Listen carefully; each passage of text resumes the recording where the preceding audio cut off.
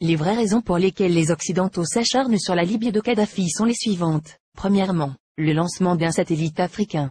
C'est Kadhafi qui offre à toute l'Afrique un satellite de télécommunication, et opère la première vraie révolution des temps modernes. Ce satellite appelé RASCOM assure la couverture universelle du continent, pour la téléphonie, la télévision, la radiodiffusion, et de multiples autres applications telles que la télémédecine et l'enseignement à distance. Pour la première fois, une connexion à bas coût devient disponible sur tout le continent, jusque dans les zones rurales grâce au système, par pont radio WMAX. Cette histoire démarre en 1992, lorsque 45 pays africains créent la société RASCOM pour disposer d'un satellite africain et faire chuter les coûts de communication sur le continent.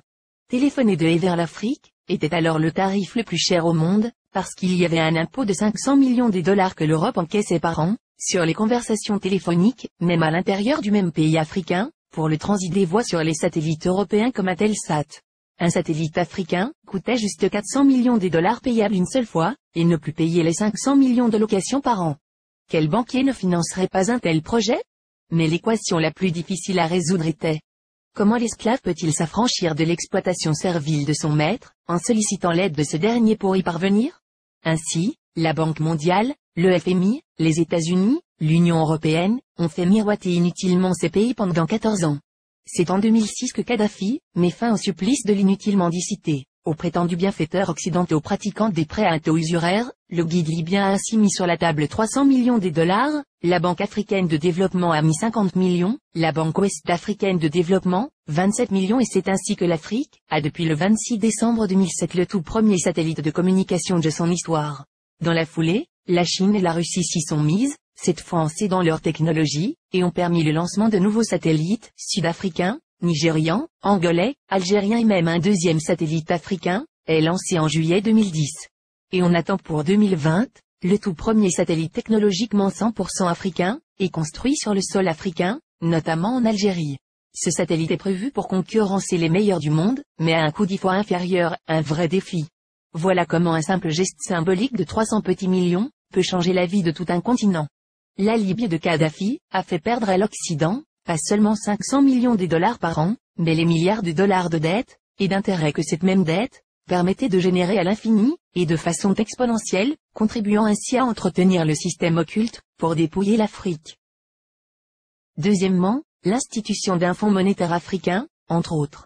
Les 30 milliards de dollars saisis par M. Obama appartiennent à la Banque centrale libyenne, et prévus pour la contribution libyenne à la finalisation de la Fédération africaine à travers 3 projets phares.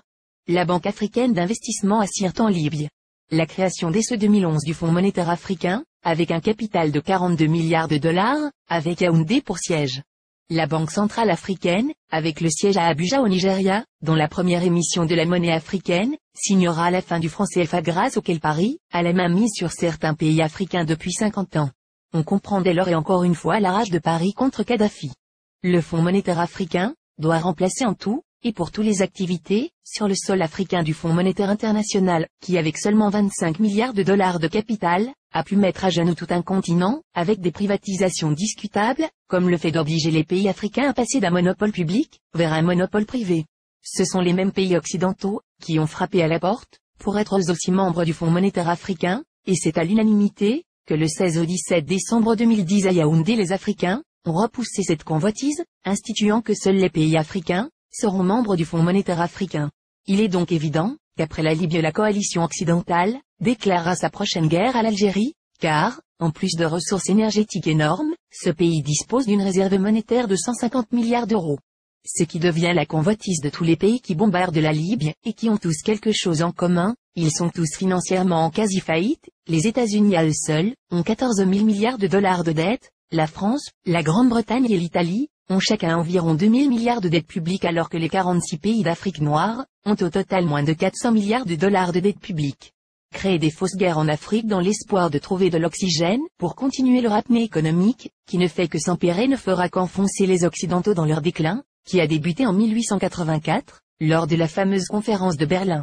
Car comme l'avait prédit l'économiste américain Adam Smith, en 1865, dans son soutien à Abraham Lincoln, pour l'abolition de l'esclavage, l'économie de tout pays, qui pratique l'esclavage des Noirs, est en train d'amorcer une descente vers l'enfer, qui sera rude le jour où les autres nations vont se réveiller.